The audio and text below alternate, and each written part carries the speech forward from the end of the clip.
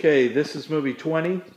Wanted to take a quick video of the car and some of the finishes on it so that when I put the whole thing back together, I get it right and as it was from the factory, which, you know, is not always easy to do, especially if you're me, because you get tempted to do other things.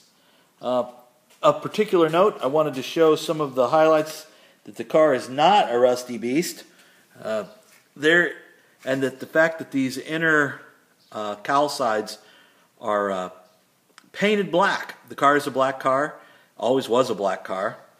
While it appears to be rusty, that's surface rust. It's really very nice and hard. And this down here, it would appear to be rust through. It's not. It's very solid. It just needs to be cleaned up, which it will be when we get it down to the blaster. A little bit of gray primer there on the galvanized rockers, which is why they always held together. Here's the amazing thing to me. The floor is black. I did not know. I'd never seen a, well, it's hard to find a Mustang with a floor in it, but the floor is black like the rest of the car. And you can see up here in the windshield, hopefully it'll eventually shade out. There you go. Right behind that rock chip. That the car is sprayed black initially, and then when the dash is painted, it's painted white. And so they mask it off the rest of the car, and they paint the dash. So that's pretty interesting. I'll have to remember to mimic that technique. Like I said, there's not much rust at all in the car, and a lot of junk though, but it can all be swept out. Very interesting. The mice did get to the rear seat. That's the rear seat back. And this is the rear seat bottom. So mice did find the car probably while it was down in Mankato in Chris's garage. So being outside, it's just natural they'd be in there. So I do have to get the rear seat done. The nice thing was, I don't have a photo of it, the front seats they did not get to. So, and those are in really great shape. I was shocked. Once again, inside of the car is painted black.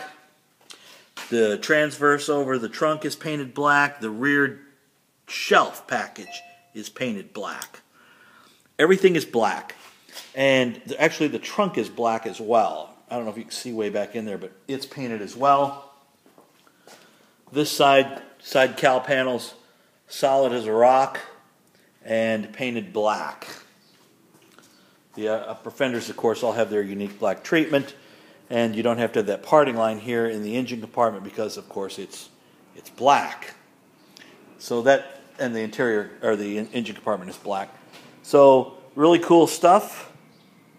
Just making sure. Also, I took some time last night to remove the emblems off the fender that I'm not going to use. This is an original driver's side 1964 fender.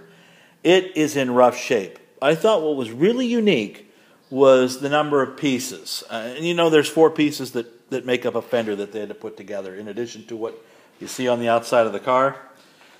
There are 4 other components, or there are a total of 4 components. And I thought what was really neat, and I hope I can get this, was the date code.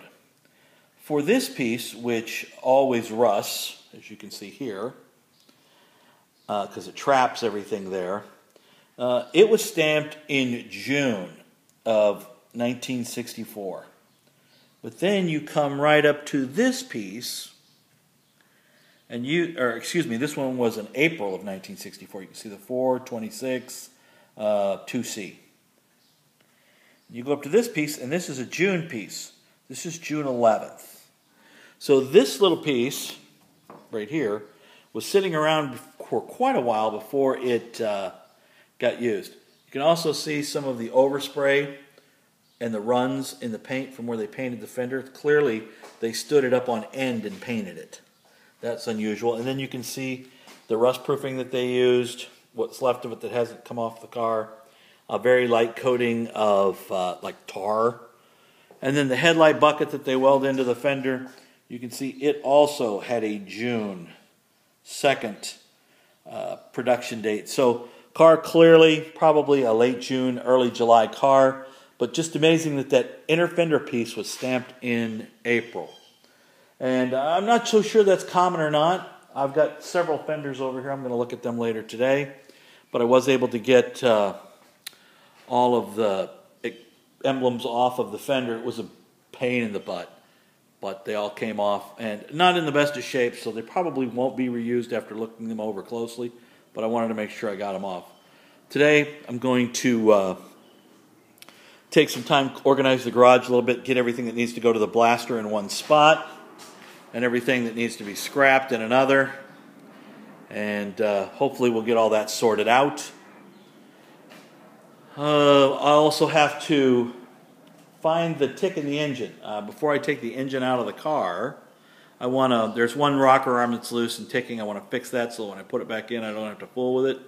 And then I can disassemble the interior, get all the electrical off of the dash, take the rear windows out of the body because they're still in there. They come out fairly quickly. And, I say it's easier said than done, right?